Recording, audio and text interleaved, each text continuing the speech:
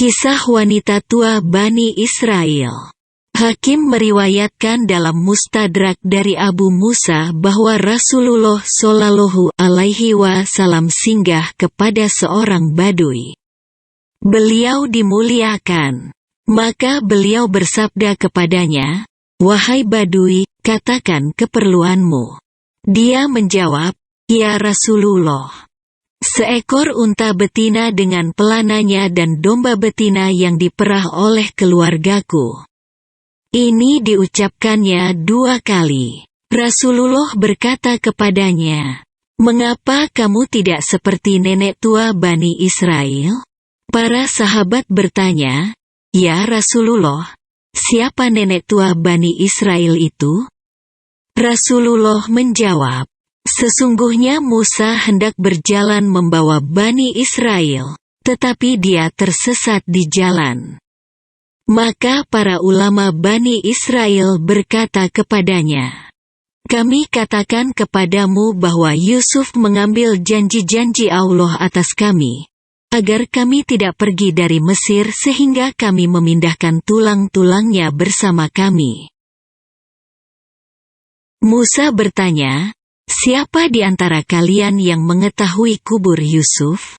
Mereka menjawab, "Yang tahu di mana kuburan Yusuf hanyalah seorang wanita tua Bani Israel." Musa memintanya agar dihadirkan.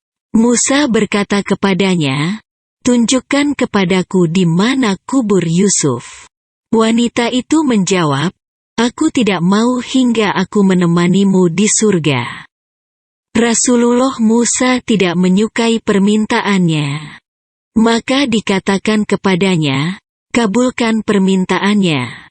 Musa pun memberikan apa yang diminta. Lalu wanita itu mendatangi sebuah danau dan berkata, "Kuraslah airnya." Ketika air telah surut, wanita itu berkata, "Galilah di sini."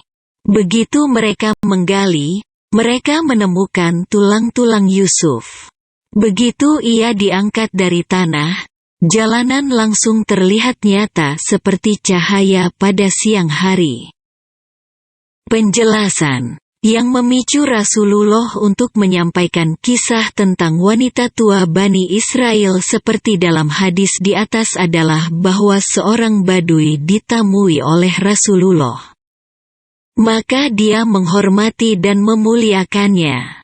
Lalu Rasulullah memintanya untuk datang kepadanya agar bisa membalas kebaikan dengan kebaikan. Ketika Badui itu datang, Rasulullah menanyakan hajatnya. Dia pun meminta sedikit harta benda dunia, berupa seekor unta betina dengan pelananya sebagai tunggangan dan domba betina yang bisa diandalkan susunya. Rasulullah merasa permintaan dan hajat si Badui tersebut remeh. Maka beliau menyampaikan hadis tentang wanita tua Bani Israel yang mengutarakan satu permintaan besar kepada Musa manakala kesempatan itu terbuka. Dia tidak mau memenuhi permintaan Musa sebelum Musa menyanggupi permintaannya, yaitu menyertainya di surga. Wanita tua ini tidak menuntut emas dan perak dari Rasulnya, dan tidak meminta unta atau sapi atau kambing. Seandainya si Badui itu meminta kepada Rasulullah seperti permintaan wanita ini manakala Rasulullah membuka peluang meminta untuknya, niscaya dia sangatlah beruntung. Doa Rasulullah mustajab. Sekiranya dia meminta doa kepadanya untuk kebaikan akhirat, niscaya dia akan meraih banyak kebaikan. Rasulullah memberitakan bahwa sebab persyaratan yang diminta oleh wanita tua ini kepada Musa untuk bisa menemaninya di surga adalah karena dia mengetahui satu ilmu yang tidak diketahui oleh siapapun dari Bani Israel. Dia mengetahui tempat kubur Yusuf alaihi salam. Dan Yusuf telah mengambil janji kepada orang-orang yang ada di sekelilingnya dari kalangan Bani Israel agar membawa tulangnya bersama mereka manakala mereka keluar dari bumi Mesir ke Tanah Suci. Ketika Allah mengizinkan Musa dan kaumnya agar keluar, mereka tersesat. Musa terheran-heran karenanya. Dia meyakini bahwa pasti ada rahasia dalam urusan ini. Dia bertanya kepada orang-orang yang bersamanya tentang apa yang terjadi.